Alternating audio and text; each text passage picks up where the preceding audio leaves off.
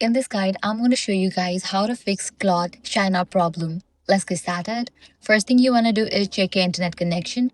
For that, launch settings, click on the option Wi-Fi. Click on the Wi-Fi network you are connected to. Forget this network, give a fresh restart to your router and then rejoin it. Likewise, you can switch between network. You can switch it to cellular data.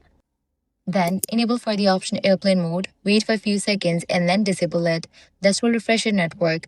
Now you can try to sign up for the Claude account. This might fix your issue. Next thing you want to do is restart your device, as sometimes a simple restart can fix many problems. Next step is to update your app. For that, launch your App Store or Play Store, search for the app Claude. After app appears, if you see the option update, click on it and update the app to its latest version. Next up, check if you are connected to any VPN or proxy. For that, launch settings. Go to General, click on the option VPN and Device Management. If you are connected to any VPN, disconnect to it. Then try to sign up.